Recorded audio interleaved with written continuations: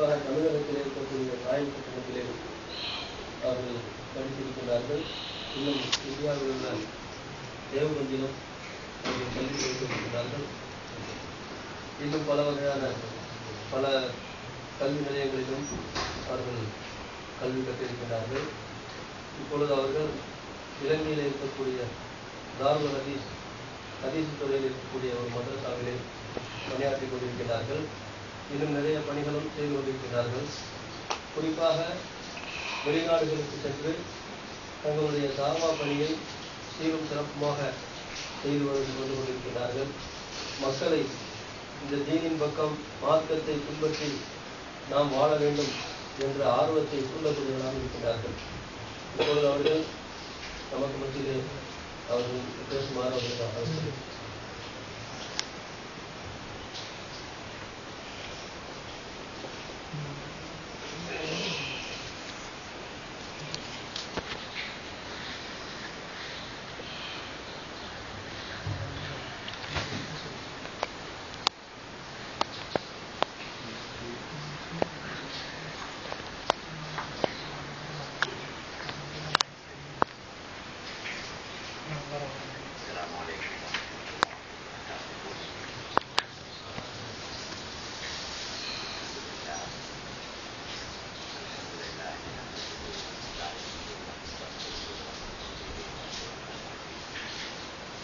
ونعوذ بالله من شرور أنفسنا ومن سيئات أعمالنا من يهده الله فلا مضل له ومن يضلله فلا هادي له ونشهد أن لا إله إلا الله وحده لا شريك له ونشهد أن سيدنا ونبينا ومولانا محمدا عبده ورسوله صلى الله على سيدنا محمد وعلى آله وأصحابه وسلم تسليما كثيرا. فقد قال الله سبحانه وتعالى في محكم التنزيل والفرقان المجيد بعد أعوذ بالله من الشيطان الرجيم بسم الله الرحمن الرحيم وعاشروهن بالمعروف فإن كرهتموهن فعسى أن تكرهوا شيئا ويجعل الله فيه خيرا كثيرا. وقال النبي صلى الله عليه وسلم لا يفرق مؤمن مؤمنة إن كره منها خلقا رضي منها خلقا آخر أو كما قال عليه الصلاة والسلام. சங்கைக்குரிய கண்ணியத்திற்குரிய மேலான உலமா பெருமக்களே, பெரியார்களே, சகோதரர்களே, எனது அன்பிற்குரிய தாய்மார்களே, சகோதரிகளே, அல்லாஹு சுப்ஹானஹு வ தஆலா நம் அனைவர்களுக்கும் ஒரு பரிசுத்தமான தூய்மையான அப்பழுக்கற்ற ஒரு மார்க்கத்தை தந்து அந்த மார்க்கத்துடைய அடிப்படையில் எப்படி வாழ வேண்டும் என்பதை காட்டித் தருவதற்காக ரசூலுல்லாஹி ஸல்லல்லாஹு அலைஹி வஸல்லம் அவர்களையும் அல்லாஹ் அனுப்பி வைத்தான்.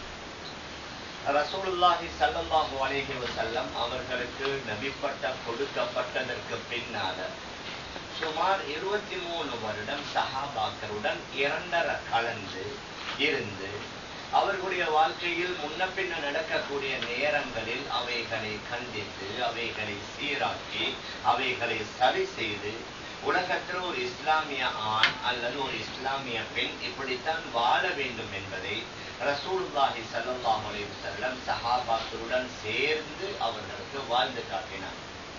நபி ஸல்லல்லாஹு அலைஹி வஸல்லம் தொழுதுவிட்டு சொன்னார்கள், ஸல்லு கமா ரஅய்துமூனி உஸல்லி, நான் தொழுவதை நீங்க எப்படி கண்டீர்களோ அதே மாதிரி தொழுது கொள்ளுங்கள். தன்னுடைய கடைசி ஹஜ்ஜத்துல் வதாஅல 1,00,000க்கும் மேற்பட்டவர்களுடன் ஹஜ்ஜை செய்துவிட்டு பொது அன்னி மனாசிக்கும், நான் எப்படி ஹஜ்ஜு செய்வதை நீங்க கண்டீங்களோ அதே மாதிரி ஹஜ்ஜுடைய அமலை என் மூலமாக எடுத்துக் கொள்ளுங்கள் என்றும் சொன்னார்கள். ஆக தொழுது விட்டு நான் தொழுத மாதிரி தொழுங்கள், ஹஜ்ஜு செய்து விட்டு நான் ஹஜ்ஜு செய்த மாதிரி செய்யுங்கள் என்றதோட நபி அவர்கள் நிறுத்திக் கொள்ளல. உலகத்துல ஒரு மனிதன் எப்படி வாழ வேண்டும் என்று நபி அவர்கள் வாழ்ந்து காட்டினார்கள். ஒரு தனிநபர் எப்படி வாழ வேண்டும், ஒரு குடும்ப தலைவன் எப்படி வாழ வேண்டும், ஒரு வியாபாரி எப்படி வியாபாரம் செய்யணும், ஒரு விவசாயி எப்படி விவசாயம் செய்யணும், ஆட்சி அதிகாரத்தில் உள்ளவர்கள் எப்படி ஆட்சி அதிகாரங்களில் அவர்கள் இருக்க வேண்டும், எந்த அளவுக்கு என்றால் முடிவெட்டக்கூடிய முறையை கூட ரசூலுல்லாஹி ஸல்லல்லாஹு அலைஹி வஸல்லம் அவர்கள் நமக்கு படித்து தந்திருக்கிறார். மேலான பெரியார்களே, சகோதரர்களே, தாய்மார்களே, சகோதரிகளே, அதனால வணக்க வழிபாடுகளையும் நபி அவர்கள் செய்த மாதிரி நாங்க செய்வோம். அதே மாதிரி நம்முடைய இதர மற்ற ஈடுபாடுகள் காலை முதல் மாலை வரை, பிறப்பு முதல் இறப்பு வரைக்கும் நாம் எதில் ஈடுபட்டாலும், எந்த துறைகளில் ஈடுபட்டாலும் அந்த துறையில நபியுடைய முன்மாதிரி இல்லாத துறையே இல்லை. ரசூலுல்லாஹி ஸல்லல்லாஹு அலைஹி வஸல்லம் அனைத்து துறைகளிலும் ஈடுபட்டு நமக்கு காட்டி தந்தார்கள். இந்த முறைப்படித்தான் ஈடுபட வேண்டும். சுருக்கமாக சொன்னால், நபி அவர்கள் தன்னுடைய வாழ்க்கையை வணக்கமாக ஆக்கி காட்டி தந்தாங்க. நபி அவர்கள் வாழ்ந்த மாதிரி நாம் வாழ்ந்தோம் என்றால் நம்முடைய முழு வாழ்க்கையும் வணக்கமாக மாறிவிடும். தொழுவது, குர்ஆன் ஓதுவது, ஜிக்ர் செய்வது மாத்திரமல்ல வணக்கம். ரசூலுல்லாஹி ஸல்லல்லாஹு அலைஹி வஸல்லம் அவர்கள் சொன்ன மாதிரி ஒரு ஆள் ஹலாலான வியாபாரத்தில் ஈடுபடுறாரு, அதுவும் வணக்கம், அதுவும் மிக முக்கியமான இபாதத். ஒரு ஆள் தன்னுடைய மனைவியுடன் சேர்ந்து இருக்கிறாரு, அவருடைய ஆசையை தீர்த்து கொள்கின்றார், சதகா. நபி அவர்கள் சொன்னார்கள், வஃபி புதுஇ அஹதிக்கும் சதகா. ஒரு ஆள் அவருடைய மனைவியுடன் சேர்ந்து வாழ்கிறாரு, சதகா என்றார்கள். சஹாபாக்கள் கேட்டாங்க, இதனை யா ரசூலல்லாஹ்? நபி அவங்க சொன்னாங்க, ஒரு ஆள் ஹராமான முறையில தன்னுடைய ஆசையை தீர்த்தால் அது ஜினா, அதற்கு மாற்றமாக ஹலாலான முறையில தன்னுடைய மனைவியுடன் சேர்ந்தால் அது சதகா என்று ரசூலுல்லாஹி ஸல்லல்லாஹு அலைஹி வஸல்லம் சொன்னார். மேலான பெரியார்களே, சகோதரர்களே, தாய்மார்களே, சகோதரிகளே, ஆக முஹம்மது ரசூலுல்லாஹி ஸல்லல்லாஹு அலைஹி வஸல்லம் வாழ்ந்து காட்டினாங்க. ஒரு தனி மனிதனுடைய வாழ்க்கையை சரி, ஒரு கூட்டு வாழ்க்கையாக இருந்தாலும் சரி, குடும்ப வாழ்க்கை இல்லற வாழ்க்கையாக இருந்தாலும் சரி, அதையும் எப்படி வாழும்? நம்முடைய இன்றைய தினத்துல ஃபேமிலி லைஃப், குடும்ப வாழ்க்கையை நாம் எடுத்துக் கொள்ளலாம். ரசூலுல்லாஹி ஸல்லல்லாஹு அலைஹி வஸல்லம் குடும்ப வாழ்க்கையை வாழ்ந்து காட்டினார். அவர்களுக்கு 4 மகன்மார்கள், அவர்களை திருமணமும் முடித்து வைத்தாங்க. நபி அவர்களும் கிட்டத்தட்ட 11 திருமணங்களை நபி அவர்கள் முடித்தார்கள். நபிக்கு முன்னால நூற்றுக்கணக்கான சஹாபாக்களுடைய திருமணங்கள் நடந்தேறின. அந்த திருமணங்களையும் நபி அவர்கள் செய்து வைத்து இவ்வாறு தான் திருமணம் முடிக்க வேண்டும், செய்ய வேண்டும் என்றதோடு நிறுத்திக் கொள்ளல. அதற்கு பின்னால் உள்ள ஆக பெரிய ஒரு பகுதி தான் லைஃப், அதாவது ஃபேமிலி லைஃப், குடும்ப வாழ்க்கை. அதை எப்படி வாழணும் ரசூலுல்லாஹி ஸல்லல்லாஹு அலைஹி வஸல்லம் வாழ்ந்து காட்டினார். மனைவிக்குரிய ஹக்குகள் என்ன, கணவனுக்கு செய்ய வேண்டிய ஹக்கு, அதையும் நபி அவர்கள் தெளிவுபடுத்தினார்கள். கணவனுக்குரிய ஹக்குகள் என்ன, அதை மனைவிக்கு நபி அவர்கள் தெளிவுபடுத்தினார்கள். ஹஜ்ரத் ஹக்கீம் இப்னு முஆவியா அல்-குஷைரி ரலியல்லாஹு அன்ஹு நபியிடத்துல வந்து கேட்கின்றார்கள், யா ரசூலல்லாஹ், எங்களில் உள்ள கணவன்மார்களுக்கு தன்னுடைய மனைவிமார்களுக்குரிய ஹக்குகள் என்ன? நபி அவங்க சொன்னாங்க, அன் துத்இமஹா இதா தஇம்த, நீங்க எந்த வகையில எந்த தரத்துல சாப்பிடுகின்றீர்களோ அதே தரத்துல அவர்களுக்கும் உணவை நீங்க கொடுக்க வேண்டும். நீங்க எந்த தரத்தில் ஆடைகளை அணிகின்றீர்களோ அதே தரத்தில் உண்டான ஆடைகளை அவர்களுக்கு நீங்க அணிவிக்கவும் வேண்டும். சொல்லிவிட்டு சொன்னாங்க, வலா தஹஜுர் இல்லா ஃபில் பைத், அந்த மனைவி தவறு செய்யக்கூடிய நேரத்துல மக்களுக்கு மத்தியில பொதுவான இடங்கள்ல நீங்க அவளை கண்டிக்க கூடாது, அவளை ஒதுக்கி தள்ள கூடாது. உங்களுடைய வீட்டுக்குள்ள, வீட்டுடைய அறைக்குள்ள தான் நீங்க அவளை கொஞ்சம் கண்டிக்கலாம், அவரை கொஞ்சம் கண்டிக்கலாம். சொல்லிவிட்டு சொன்னாங்க, வலா தத்ரிபில் வஜ்ஹ, அந்த மனைவியுடைய முகத்துல, கன்னத்தில் நீங்க அடித்திராதீங்க. கன்னத்தை அடிப்பதற்கு உங்களுக்கு அனுமதி இல்ல. ரசூலுல்லாஹி ஸல்லல்லாஹு அலைஹி வஸல்லம் கணவன்மார்களுக்கு சொன்னாங்க, மனைவிமார்களுடன் நீங்க எப்படி நடந்து கொள்ளணும். மறுமுனையில மனைவிமார்களுக்கு, பெண்மணிகளுக்கு சொன்னாங்க, உங்களோட கணவன்மார்கள் எப்படியாப்பட்டவர்கள், அவர்களுடன் நீங்க எப்படி நடந்து கொள்ளணும். மனைவிமார்களுக்கும் சொன்னாங்க எப்படி நீங்க நடக்கணும். அந்த கணவனோட பார்த்தா அவள் உங்களை பார்த்தா நீங்க அவளை சந்தோஷப்படுத்தணும்.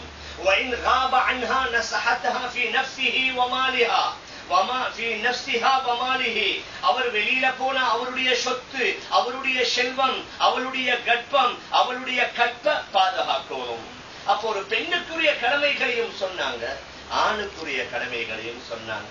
ஆணை பத்தி பெண்கள்கிட்ட சொன்னாங்க, அந்த கணவன்மார்கள் அவர்கள் எப்படியாப்பட்டவர்கள், அவர்கள் தான் நிர்வகிக்க கூடியவங்க. பெண்களை நிர்வகிக்கக்கூடியவர்கள் யாரு? ஆண்கள் தான். அர்ரிஜாலு கவ்வாமூன அலன் நிஸா, ஆண்கள் தான் பெண்களை நிர்வகிக்கக்கூடியவர்கள். இன்றைக்கு இது போன்ற நாடுகளை நாங்க பார்க்கலாம். ஈக்குவல் ரைட்ஸ், ஆணுக்கு இருக்கிற மாதிரி பெண்ணுக்கும் ரைட்ஸ் வேணும், ஆணுக்கு இருக்கிற மாதிரி பெண்ணும் அதிகாரம் செலுத்தணும். இது இஸ்லாத்தில் உள்ளதல்ல. ஆண்கள் தான் நிர்வாகம் செய்யறவங்க, ஆண்கள் தான் ஆட்சி செய்யறவங்க, ஆண்கள் தான் அதிகாரம் செய்யறவங்க. பெண்கள் ஆட்சி செய்யலா, பெண்கள் அதிகாரம் செலுத்தேலா. லை யஃப்லஹ கௌமுன் வல்லவ் அம்ரஹும் இம்ரஅத்துன். புகாரி ஷரீஃபுடைய ஹதீஸ். எந்த கூட்டம் அவர்களுடைய விடயங்களுக்கு பெண்களை பொறுப்பாக ஆக்குவாங்களோ அந்த கூட்டம் வெற்றி பெறவே பெறாது. எங்கட சில சகோதரர்கள் எங்கட பக்கத்து நாட்டுல கொஞ்ச நாளைக்கு முன்னால பாகிஸ்தான்ல பெனசீர் இருந்தாங்க, இப்ப பங்களாதேஷ்ல யாரோ ஒரு பெண் இருக்கிறாங்க. அந்த 2 நாட்டையும் ஆதாரம் காட்டுற அங்க பெண்கள் ஆட்சி செய்யறாங்க. அவங்க செய்யறது எங்களுக்கு ஆதாரம் அல்ல, நபியுடைய ஹதீஸ். ஆண்கள் தான் நிர்வாகம் செய்வாங்க, ஆண்கள் தான் அதிகாரம் செலுத்துவாங்க. பெண்கள் நிர்வாகம் செய்யலா, பெண்கள் அதிகாரம் செலுத்தேலா, பெண்கள் கலீஃபாக்களாக வரையலா, பெண்கள் ஆட்சியாளர்களாக வரையலாது. அல்லாஹ் சுப்ஹானஹு வ தஆலா குர்ஆன்ல கூறுகின்றான், ஆண்கள் தான் பெண்களை நிர்வகிக்கும். அதே மாதிரி அந்த ஆண்களுக்குரிய அந்தஸ்தை பற்றி நபி அவர்கள் சொன்னார்கள். ரசூலுல்லாஹி ஸல்லல்லாஹு அலைஹி வஸல்லம் அவர்கள்ட்ட வந்து சிலர்கள் கேட்டாங்க, யா ரசூலல்லாஹ், உங்களுக்கு சஜ்தா செய்வதற்கு எங்களுக்கு அனுமதி தாங்க. நபி அவர்கள் சொன்னாங்க, சஜ்தா அல்லாஹ்வுக்கு மாத்திரம், அல்லாஹ்வை தவிர வேறு யாருக்கும் அதாவது அந்த சாஷ்டாங்கம் தலையை குளித்து சஜதா செய்வதற்குரிய அனுமதியே இல்ல. அப்படி நான் அனுமதி கொடுப்பேனாக இருந்தால், வல்லாஹி லவ் அமர்து ஐ யஸ்ஜுத அஹதுன் லி அஹதின் ல அமர்துல் மர்அத அன் தஸ்ஜுத லி ஸௌஜிஹா. நான் யாராவது ஒருவர் இன்னொருவருக்கு சஜதா செய்ய அனுமதி கொடுப்பேன் என்றால் ஒரு மனைவி தன்னுடைய கணவனுக்கு சஜதா செய்யும்படி நான் சொல்லி இருப்பேன். ஆனா அந்த மாதிரி நான் சொல்லல. சஜதான்றது லேசான விடயமா இருந்தாலும் அவ்வளவு முக்கியத்துவம் கொடுத்தாங்க ரசூலுல்லாஹி ஸல்லல்லாஹு அலைஹி வஸல்லம் அவர்கள் கணவன்மார்கள்.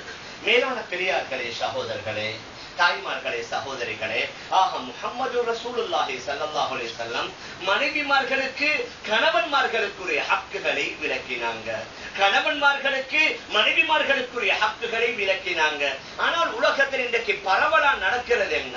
அநேகமானவர்கள் அவங்க எங்களுக்கு செய்யறத நாங்க பாக்குறது, நாங்க அவங்களுக்கு செய்ய வேண்டியதை செஞ்சோமான்னு நாங்க பார்க்கறது. இதுதான் பிரச்சனை. செய்ய வேண்டியவர்கள் எல்லாரும், ஒவ்வொரு ஆண்களும் அவர்கள் செய்ய வேண்டியதை பூர்த்தியா செய்யணும், ஒவ்வொரு பெண்களும் அவர்கள் செய்ய வேண்டியதை பூர்த்தியா செஞ்ச உலகத்துல பிரச்சனை வராது. இன்றைக்கு இங்க இந்த மாதிரியான நாடுகள்ல காலையில நிக்கா, மாலையில டிவோர்ஸ், மாலையில நிக்கா, அடுத்த நாள் காலையில டிவோர்ஸ், 1 வீக்ல டிவோர்ஸ், 1 மந்த்ல டிவோர்ஸ். இப்ப கிட்டத்தட்ட எங்கட இஸ்லாமிய சமூகத்திலையும் இந்த தலாக் டிவோர்ஸ் ரொம்ப வேகமா போய்கொண்டிருக்கு. திருமணம் முடிச்சு 3 மாசத்துல டிவோர்ஸ், 6 மாசத்துல டிவோர்ஸ், 1 வருஷத்துல டிவோர்ஸ். வாழ வேண்டிய பெண் 16 வயசு, 17 வயது, 20 வயது, இப்ப வாழ வெட்டியாக இருக்கிறாள். அவள் வீட்டுல இதாவல இருந்து கொண்டிருக்கிறாள். மேலான பெரியார்களே, சகோதரர்களே, என்ன காரணம்? கணவன் அவர் எதிர்பார்க்கிறாரு, மனைவி எனக்கு செய்ய வேண்டிய எல்லாம் பூர்த்தியா செய்யணும். அதனால ஏதாவது பிரச்சனை வந்தா அவளின் மீது முழுமையான குற்றச்சாட்டுகள். மேலான பெரியார்களே, சகோதரர்களே, தாய்மார்களே, சகோதரிகளே, 2 சாராரும் அவர்களுக்கு செய்ய வேண்டிய, அவர்களுக்கு அல்லாஹ் எதை ஏற்படுத்தி இருந்தானோ அதை செய்தால் பிரச்சனைகள் வராது. அல்லாஹ் குர்ஆன்ல என்ன கூறுகின்றான்? வஆஷிரூஹுன்ன பில் மஅரூஃப். நல்ல விதமாக அவர்களுடன் நீங்க குடும்ப வாழ்க்கையில ஈடுபடுங்க. ஃபைன் கரிஹ்துமூஹுன்ன ஃபஅஸா அன் தக்ரஹூ ஷைஅன் வயஜஅல் அல்லாஹு ஃபீஹி கைரன் கதீரா. ஒரு விடயத்தை நீங்க வெறுக்கிறீங்க, அது அல்லாத இன்னும் பல கைரான விடயங்களை அவர்களில் அல்லாஹ் வைத்திருப்பான். நபி அவர்களும் ஹதீஸ்ல சொன்னார்கள், லா யஃப்ரகு முஃமினுன் முஃமினத்தன். ஒரு முஃமினான ஆண் இன்னும் ஒரு முஃமினான பெண்ணை வெறுக்க வேண்டாம். இன் கரிஹ மின்ஹா குலுகன் ரதிய மின்ஹா குலுகன் ஆகர். அவளிடத்துல ஒரு பண்பை நீங்க வெறுக்கிறீங்க, அவளிடத்துல இன்னும் ஒரு அழகான பண்பு இருக்கும்.